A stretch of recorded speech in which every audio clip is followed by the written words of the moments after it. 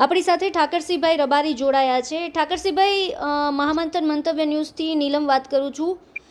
સ્થાનિક સ્વરાજની ચૂંટણી આપણે જે જાહેર થઈ ચૂકી છે, તમામ જગ્યાએ નેતાઓ પણ અત્યારના પ્રચાર પ્રસારમાં લાગ્યા છે, પણ તમે ક્યાંય અત્યારે જોવા નથી મળતા, ત્યારે એવી ચર્ચાઓ ચાલી રહી છે કે ઠાકરસિંહભાઈ છે તે કોંગ્રેસથી નારાજ છે। શું કહેશો? નારાજગી છે કે કેવી રીતની શું વાત છે? કાલે સેન્સ પ્રક્રિયામાં સોયગામ તાલુકાની હતો, તડાવની હતો, આજે પણ ઘણા ગામડા પ્રવાસમાં છું।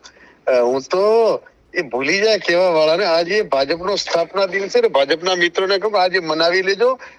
બનાસકાંઠા વાવ થરાદમાંથી ભાજપને જળ મૂળમાંથી ઉખાડીને ફેંકી દેવાના હતા। બનાસકાંઠા જિલ્લા પંચાયત, વાવ થરાદ જિલ્લા પંચાયતમાં ડંકાની ચોટ ઉપર કોંગ્રેસ જીતવાની છે।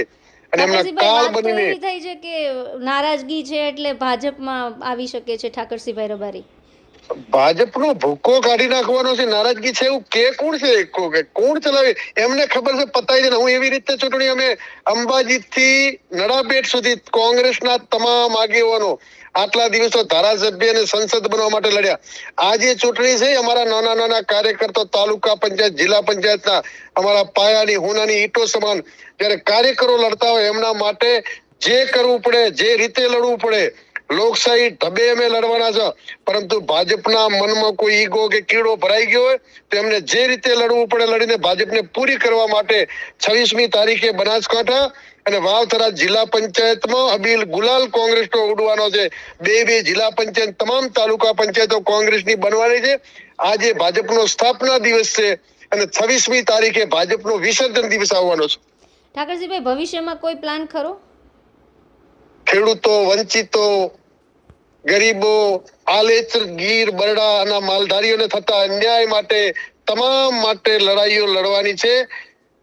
અને આ લોકોને આ રાક્ષસી સત્તા જે ભાજપ વાળા લઈને ગરીબો, વંચિતોને પરેશાન કરી રહ્યા છે, એમને જડ મૂળથી 27માં ઉખાડી દેવા માટેના પ્લાનો બનાવી અને આખા ગુજરાતમાંથી આ ભાજપને કાઢવા માટેના પ્લાનો અમારે બનાવવાના છે। તો ઠાકરસિંહભાઈ, આ પ્રકારની ચર્ચાઓ કેમ કે ઠાકરસિંહભાઈ ક્યાંય જોવા નથી મળતા અને ભવિષ્યમાં ભાજપમાં જોડાવાની સંભાવના? આખું ગુજરાત, મારી વાત, ભાજપ એટલે શું? મહાત્મા ગાંધીની હત્યા કરનારા પક્ષ સાથે ઠાકરસિંહ રબારી ક્યારે ન જોડાય? હું ગાંધીજીને માનવા વાળો છું।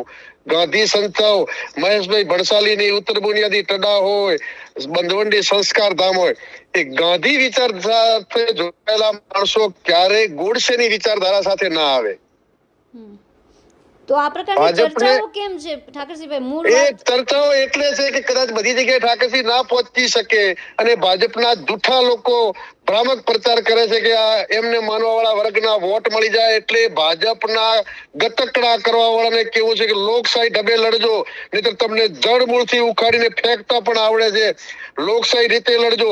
તંત્રના ઈશારે કે કોઈ દબંગાઈ કરવા માંગતા હો તો એ કોંગ્રેસનો એક કાર્યકર્તા વાળી હવે ભગતસિંહ બનીને તમને મિટાવતા પણ આવડે છે।